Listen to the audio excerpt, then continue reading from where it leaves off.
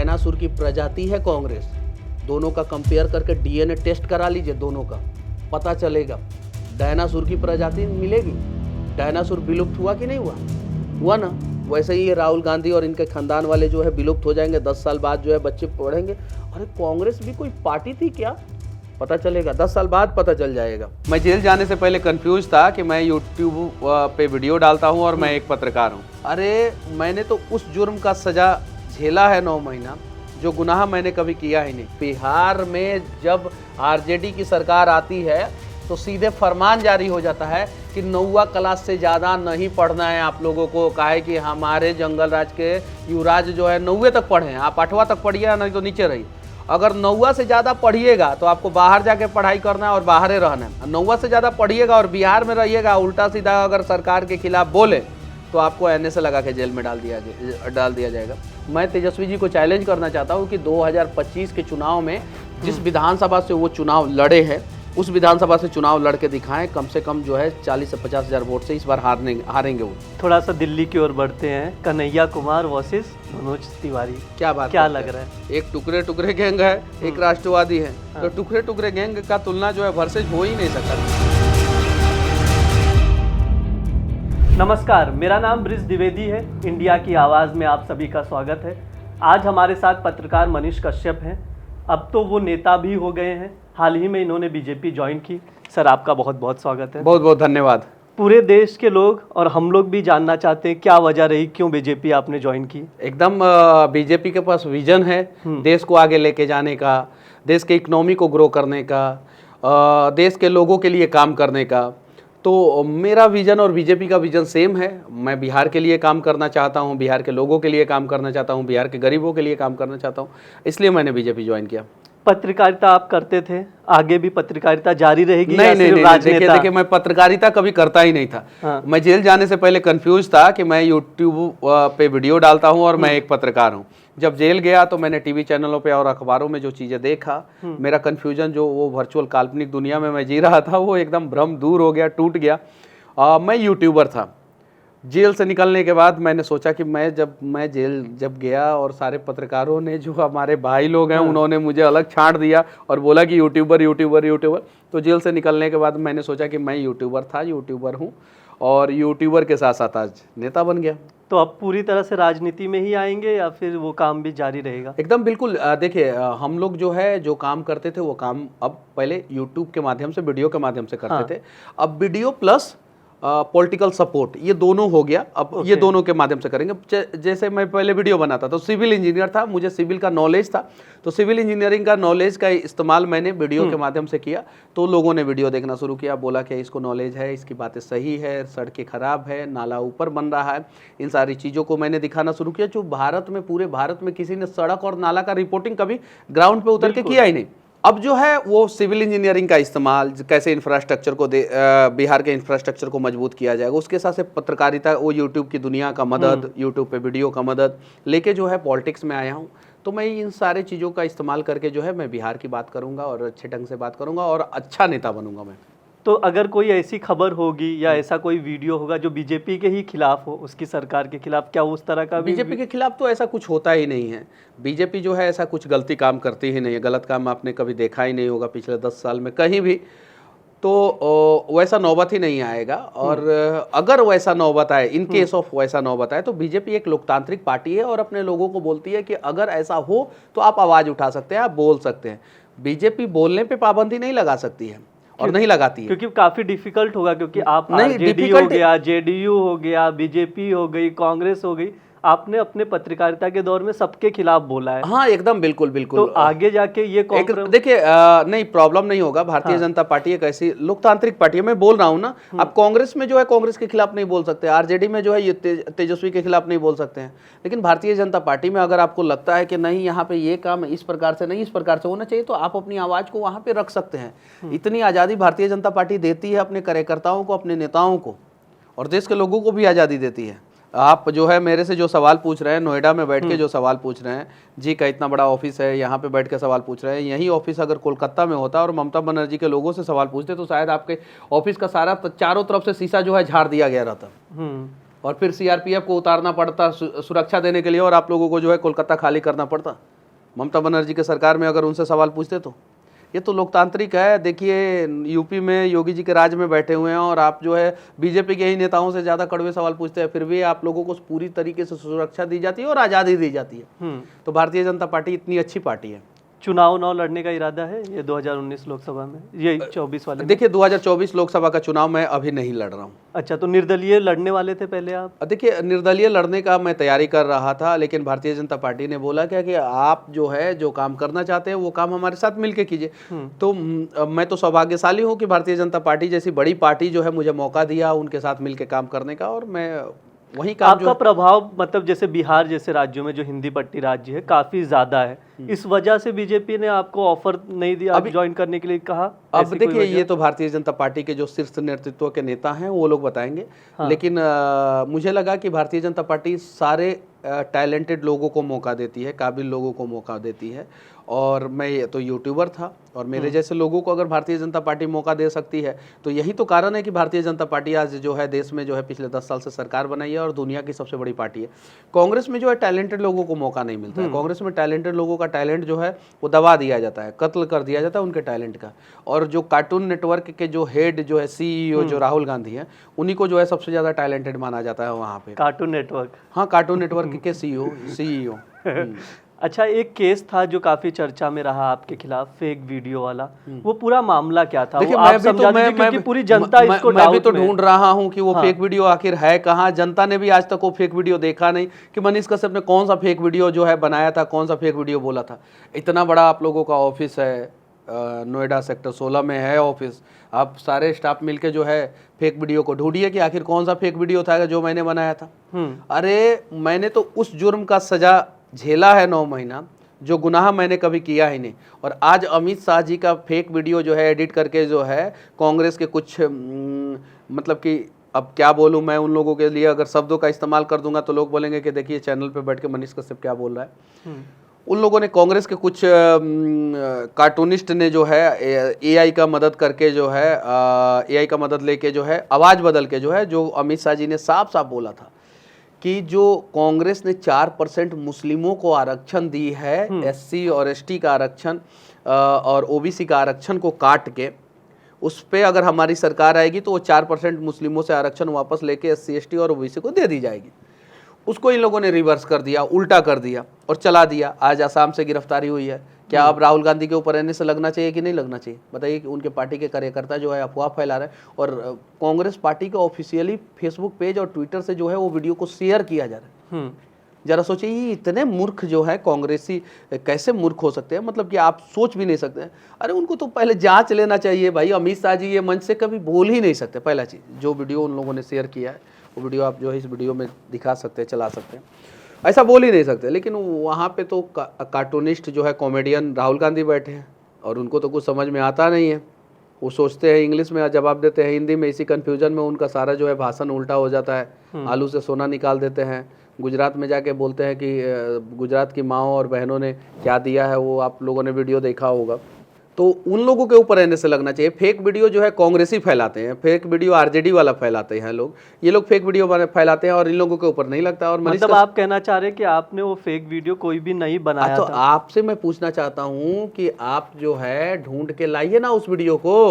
तेजस्वी यादव जी से चैलेंज करना चाहता हूँ कि तेजस्वी यादव जी RJD तो क्यों फंसाया गया आपको, किसने फंसाया? अच्छा ये बताइए कि जंगल राज के राजकुमार जो 9वीं फेल हैं, उनको एक बीटेक सिविल इंजीनियरिंग किया हुआ लड़का बिहार में और जो जंगल राज के खिलाफ हो, वो पसंद आएगा? कभी नहीं पसंद आएगा। और एक युवा को तो आज तक RJD ने कभी मौका ही नहीं दिया है।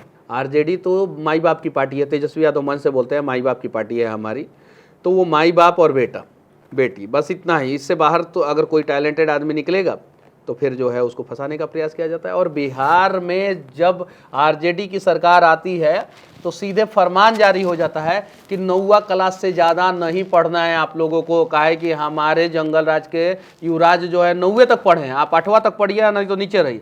अगर 9वां से ज़्यादा पढ़िएगा तो आपको बाहर जाके पढ़ाई करना है और बाहर ही रहना है। 9वां से ज़्यादा पढ़िएगा तो आपको जो है बाहर जाके कमाना है। 9वां से ज़्यादा पढ़िएगा और बिहार में रहिएगा, उल्टा सीधा अगर सरकार के खिलाफ बोले तो आपको NA से लगा के जेल में डाल दिया जाएगा। तो ऐसी स्थिति जो है ये जंगल राज वाले कर देते हैं। और वही मैं उन लोगों के खिलाफ मैं बोलता था, सच्चाई को जनता के सामने तेजस्वी का क्या कोई दुश्मनी है आपसे? तेजस्वी पूछा जाए उनसे, जितना आसानी से आप लोग मेरे से सवाल पूछ लेते हैं, पूछा जाए कि मनीष कश्यप ने आपके खिलाफ पहले वीडियो बनाया कि पहले आप लोगों ने FIR करवाया, ये सवाल पूछा जाए। पहले उन लोगों ने FIR करवाया तो मैंने केस क्या था, मतलब एक्चुअली हुआ क्या था पूरा? वो केस ये था कि तमिलनाडु में मजदूर जो है और उनको परेशानी हो रही थी, ऐसा अनेकों वीडियो वहाँ से वो आया। उसके बाद से बहुत सारे अखबारों ने, आपके चैनल ने कवरेज किया था, बहुत सारे चैनलों ने कवरेज किया था। 2 मार्च को विधानसभा में हंगामा हुआ। 3 मार्च को मैंने वीडियो बनाया कि बिहार के मजदूरों को दूसरे राज्यों में प्रॉब्लम होता है, ये बात अटल सत्य है, दूसरे राज्यों में प्रॉब्लम, महाराष्ट्र में, मुंबई हाँ, में मैंने ये वीडियो बनाया, मैंने कहीं एक पर्टिकुलर स्टेट का नाम नहीं लिया। और मैंने ये बोला कि तेजस्वी जी आप गए थे वहाँ पे, केक काट के खाएं, और ये बातें पहले से अखबारों में और इलेक्ट्रॉनिक्स प्रिंट मीडिया में आ रही है, तो आप काहे ना केक एगो मजदूर के साथ काट के खा लिए और उससे हालचाल पूछ लिए कि क्या दिक्कत है। अब यही बात उनको बुरा लग गया, बोले कि अरे ये तो 9 से ज़्यादा पढ़ा है, इसको डालो जेल में, और डलवा दिया और NA से लगवा दिया मेरे ऊपर। हालांकि NA से बाद में हटा भी दिया गया था, क्वेश कर दिया गया, खारिज कर दिया गया, खत्म कर दिया गया कोर्ट के आदेश के अनुसार। कोर्ट ने कहा कि गलत तरीके से NA से लगा हुआ है, मेरे घर का कुर्की कर दिया गया। एक दिन ऐसा होगा कि जब तेजस्वी जी के घर का कुर्की होगा और पूरी दुनिया देखेगी। क्या वजह है तेजस्वी क्यों आपसे? क्योंकि अब तो आप BJP ज्वाइन कर लिया, अब तो दुश्मनी और 4 गुना। 4 गुना कैसे दुश्मनी होगी? एक 9वां फेल है, हम इंजीनियरिंग किए हुए हैं, हमसे दुश्मनी निभा के क्या कर लेंगे वो? कहीं भी किसी भी मंच पे आए, 5 गो सवाल वो पूछे, 5 गो हम पूछते हैं। 0 बटा सन्नाटा है वो आदमी।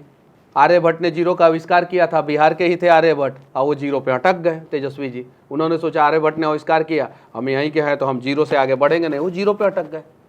तो ऐसे 0 लोग जो है क्या करेंगे? हम लोगों का क्या कर सकते हैं?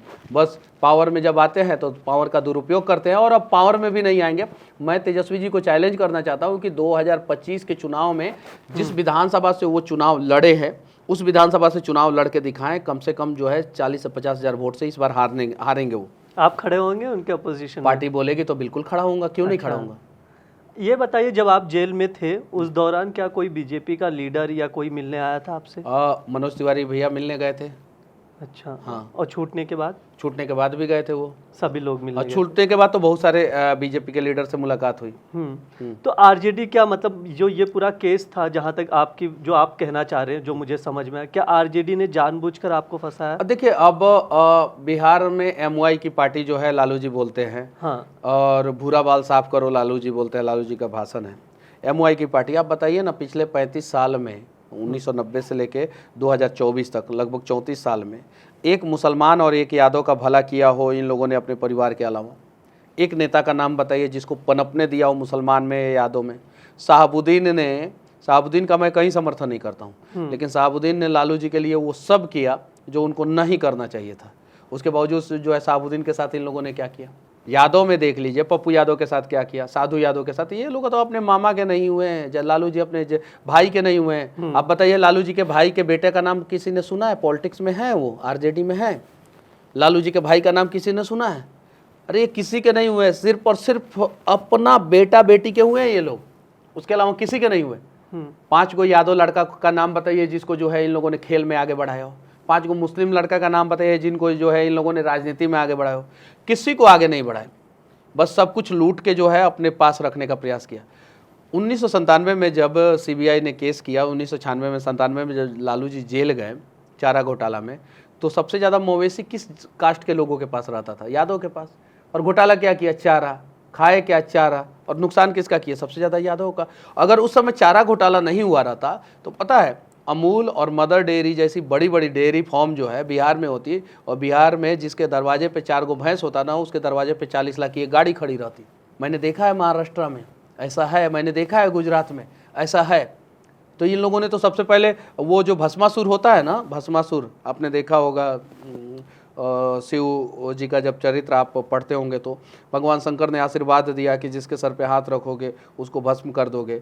तो लालू जी को जिन लोगों ने आशीर्वाद दिया कि भाई आप जो है मुख्यमंत्री बनो, हम लोग वोट देंगे, और जिन लोगों ने लालू जी को वोट दिया उन्हीं के सर पे लालू जी ने हाथ रख दिया, भस्म कर दिया, उन्हीं लोगों को बर्बाद कर दिया। आज बिहार में सबसे ज़्यादा कौन से कास्ट के लोग मजदूर हैं?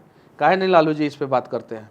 काहे नहीं तेजस्वी जी बात करते हैं कि कौन से कास्ट सबसे ज़्यादा आज बिहार में परेशान है और मजबूर है, और सबसे ज़्यादा कौन से कास्ट के लोगों पे केस मुकदमा होता है, सबसे ज़्यादा कौन से कास्ट के लोग मजदूरी करते हैं, सबसे ज़्यादा दूसरे राज्यों में कौन से कास्ट के लोग परेशान हैं, क्यों नहीं बात होता है?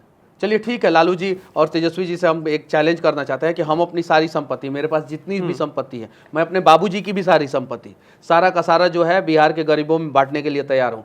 वो दिल्ली और सिंगापुर और हरियाणा और यूपी में जो संपत्ति रखे हैं, जो बिहार में संपत्ति रखे हैं, क्या वो अपना सारा संपत्ति जो है, जो माई बाप की पार्टी जो बोलते हैं, वो माई बाप लोगों में बांटेंगे? 1 रुपया नहीं, सिर्फ और सिर्फ लोगों को लूटना जाने हैं ये लोग। और यही सच्चाई जब जब मैं सामने लाया हूँ, एकदम इन लोगों को तीखा लगा है। और अब जो है 50% यादव, 50% यादव जो तेजस्वी यादव जी को वोट नहीं करेगा और तेजस्वी यादव जी को अपना नेता मानने से इनकार कर दिया है। और जो पढ़े लिखे मुसलमान हैं वो बिहार में इस बार तो आरजेडी को वोट नहीं करने वाले हैं, महागठबंधन को वोट नहीं करने वाले। वो सारे पढ़े लिखे मुसलमान जो है भारतीय जनता पार्टी के साथ है, सारे यादव जो है भारतीय जनता पार्टी के साथ है। जो बिहार बदलना चाहते हैं वो सभी भारतीय जनता पार्टी के साथ। तो बिहार बदलने के लिए, बिहार के विकास के लिए आप क्या करेंगे? देखिए, बाढ़ पे काम होना चाहिए। मैं पार्टी में जुड़ा तो मैंने उससे पहले जल शक्ति मंत्री से मिला था। जब तक बिहार में बाढ़ पे काम नहीं होगा, देखिए बाढ़ आता है और बिहार के लोगों का, भोले भाले लोगों का कमर तोड़ देता है। जब कमर तोड़ देता है तो वहाँ के लोगों का एक ही ऑप्शन आता है कि बाहर जाके कमाओ, बाहर जाके कमाना शुरू करते हैं। इसीलिए सीमांचल के क्षेत्र में, मधुबनी के क्षेत्र में, आप जो है मिथिलांचल के क्षेत्र में या चंपारण के क्षेत्र में, जो दक्षिण उत्तर बिहार है जहाँ पे सबसे ज़्यादा बाढ़ आता है, यहाँ के लोग जो है पलायन को मजबूर हो जाते हैं। जब दक्षिण बिहार में आप जाते हैं तो जमुई के क्षेत्र में, खगड़िया के क्षेत्र में, नवादा के क्षेत्र में, गया के क्षेत्र में, जो ग्रामीण इलाका में जाते हैं तो वहाँ पर पानी की कमी है, तो खेती अच्छे ढंग से नहीं होता है, तो वहाँ से ट्रेनों में भर भर के लोग बाहर पलायन को जाते हैं। अगर उत्तर बिहार के नदियों को नदियों से कनेक्ट करके और वाटर लिफ्ट टेक्नोलॉजी या ये कैनल के द्वारा, नहर के द्वारा बांध बना के, प्रॉपर बांध बना के अगर दक्षिण बिहार में भेज दिया जाए तो उत्तर बिहार के बाढ़ का समस्या का समाधान हो जाएगा, दक्षिण बिहार के सूखा का समस्या का समाधान हो जाएगा। तो इस पे हम लोगों को काम करना है। मैं पढ़ा लिखा हूँ, मैं जानता हूँ कि कैसे काम हो सकता है। मैंने इस पे स्टडी किया। नीदरलैंड की टेक्नोलॉजी को जो है बिहार में इम्प्लीमेंट करके, बहुत महंगा टेक्नोलॉजी नहीं है, उसके लिए बिहार को जो है 50,000 करोड़ का इनिशियली बजट की जरूरत है और 1 लाख करोड़ रुपया में ये काम हो जाएगा और बिहार का सबसे बड़ा समस्या का समाधान हो जाएगा। नदी पे डैम बनेगा, नदी पे बांध बनेगा, दोनों साइड सड़कें बनेगी। वो नदी के किनारे का जमीन जो 10,000 रुपया कट्ठा कोई नहीं खरीदना चाहता है, नदी के दोनों साइड अगर डैम बन जाए, बांध बन जाए और उस पर सड़कें बन जाए तो 10,000 रुपया कट्ठा वाला जमीन जो है 10 लाख रुपया कट्ठा वाला हो जाएगा। तो जो किसान जो है खेती करने से मजबूर है और अपने बच्चे को बाहर भेजा है कमाने के लिए, वो किसान बोलेगा कि अब तो यहाँ पे डैम बन गया, अब तो यहाँ पे सड़क बन गया, सड़क के किनारे तुम दुकान डालो और जो 10,000 रुपया महीना बाहर जाके कमा रहे हो, यहाँ पे आके 50,000 रुपया महीना कमाओ। तो अगर ये सारी चीज़ें होगा, इंफ्रास्ट्रक्चर को मजबूत किया जाएगा, कुछ एक्सप्रेसवे बनेगा, 2-3 एयरपोर्ट और बनेगा, चूंकि 13 करोड़ 80 लाख जनसंख्या है और 24 करोड़ जनसंख्या वाला उत्तर प्रदेश में, 22 से 24 करोड़ जनसंख्या उत्तर प्रदेश में। अभी तो जनगणना 2021 का हुआ नहीं, होगा तो पता चलेगा। बिल्कुल। तो उत्तर प्रदेश में अगर 21 एयरपोर्ट बन सकता है, गुजरात में 17 एयरपोर्ट बन सकता है, महाराष्ट्र में भी 12 से ज़्यादा एयरपोर्ट बन सकता है। महाराष्ट्र का जनसंख्या बिहार की जनसंख्या के बराबर है, गुजरात का जनसंख्या बिहार की जनसंख्या से बहुत कम है। तो बिहार में जो है कम से कम 10 एयरपोर्ट बनना चाहिए। 10 नहीं, 3 ऑपरेशनल है और 3 और बन जाए, रक्सौल में, बेगूसराय में और पूर्णिया में, तो बिहार के इंफ्रास्ट्रक्चर को मजबूती मिलेगा। हर एक एयरपोर्ट से जो है कम से कम 25-25, 30 हज़ार, 40 हज़ार लोगों को रोजगार मिलेगा। उसके अलावा जो बिहार की शहर है उसका परिसीमन नगर निगम में, नगर पालिका में करके जो है बढ़ा दिया गया, लेकिन डेवलपमेंट नहीं किया गया। तो 30-40 शहरों के outer ring road, inner ring road अगर बना दिया जाए तो डेवलपमेंट होगा। बिहार के डेवलपमेंट पे कभी किसी ने, पत्रकार ने सवाल नहीं पूछा और कभी किसी नेता ने जवाब नहीं दिया। इसलिए जो है बिहार पिछले 40 साल में पीछे चला गया। और आप हमसे डेवलपमेंट पे अगर सवाल पूछेंगे तो मुझे जानकारी है, क्योंकि मैंने टाउन प्लानिंग का कोर्स किया है, मैं इंजीनियरिंग किया हूँ, मैं पढ़ा लिखा हूँ, मैं उस पर सवाल पे जवाब दूंगा। और जब ये सारी चीज़ें जो है केंद्र में जाएगा, नरेंद्र मोदी जी तक जाएगा ये सारी चीज़ें, तो मोदी जी जो है जरूर बिहार पे काम करेंगे। और अगला 5 साल 2024 से लेके 2029 तक सबसे ज़्यादा केंद्र बिंदु में जो है, केंद्र के केंद्र बिंदु में जो सबसे ज़्यादा जो है बिहार का चर्चा होगा, सबसे ज़्यादा बिहार का विकास होगा। अब थोड़ा सा दिल्ली की ओर बढ़ते हैं। कन्हैया कुमार वर्सेस मनोज तिवारी, क्या बात, क्या लग रहा है? एक टुकड़े टुकड़े गैंग है, एक राष्ट्रवादी है। तो टुकड़े टुकड़े गैंग का तुलना जो है वर्सेज हो ही नहीं सकता। कन्हैया कुमार कहीं लड़ाई में कोई चुनौती। अच्छा, ये कैसे चुनौती में, आप बताइए। अरविंदर सिंह लवली जो है क्यों इस्तीफा दे दिए? संदीप दीक्षित जो है कन्हैया कुमार के खिलाफ है, क्यों? शीला दीक्षित के बेटे हैं। शीला दीक्षित 15 साल दिल्ली के मुख्यमंत्री रहे, वो शीला दीक्षित के बेटे संदीप दीक्षित जो है कन्हैया कुमार के खिलाफ है। अरविंदर सिंह लवली कन्हैया कुमार की वजह से जो है वो इस्तीफा दे दिए, और कन्हैया कुमार पूरा आम आदमी पार्टी और कांग्रेस दोनों का बेड़ा गर्क किए हुए हैं। कम्युनिस्ट पार्टी में जब थे, जब अपनी पार्टी में थे, पुरानी पार्टी में थे, तो वहाँ पे अपनी पुरानी पार्टी का बेड़ा गर्क कर दिए। पहले जो है कांग्रेस को जो है एक आदमी डुबा रहा था, राहुल गांधी, अब कन्हैया कुमार राहुल गांधी दोनों डुबा रहे हैं। पहले कांग्रेस के जहाज में एक छेद था जिसको राहुल गांधी जो है धीरे धीरे और बड़ा कर रहे थे, अब उस जहाज में 2 छेद हो गया। एक साइड से कन्हैया कुमार जो है छेद कर रहे हैं, एक साइड से राहुल गांधी छेद कर रहे हैं। तो कांग्रेस का जहाज तो ऐसे ही डूबने वाला है, ऐसे ही पहले से डूब रहा था, उस पर ओवरलोड कन्हैया कुमार आ गए और जल्दी से डूबेगा। और दिल्ली में जो है 7 में से 7 सीट जो है वो भारतीय जनता पार्टी जीतने वाली है, और सारे के सारे सीटों पे जो है ना कांग्रेस और आम आदमी पार्टी हारेगी। अच्छा, इस लोकसभा चुनाव में क्या लग रहा है, बीजेपी 370 पार करेगी, एनडीए 400 प्लस? एकदम बिल्कुल। क्यों? अच्छा ये बताइए, क्या लगता है कि कांग्रेस जो है कभी सरकार में आ पाएगी? डायनासोर की प्रजाति है कांग्रेस, दोनों का कंपेयर करके डीएनए टेस्ट करा लीजिए, दोनों का पता चलेगा। डायनासोर की प्रजाति मिलेगी। डायनासोर विलुप्त हुआ कि नहीं हुआ? हुआ ना। वैसे ही ये राहुल गांधी और इनके खानदान वाले जो है विलुप्त हो जाएंगे। 10 साल बाद जो है बच्चे पढ़ेंगे, अरे कांग्रेस भी कोई पार्टी थी क्या, पता चलेगा। 10 साल बाद पता चल जाएगा। समय हो चुका है, आपने हमसे बात की, समय दिया, उसके लिए बहुत बहुत धन्यवाद मनीष जी। आप लोग भी देखते रहिए India.com। शुक्रिया। जय हिंद।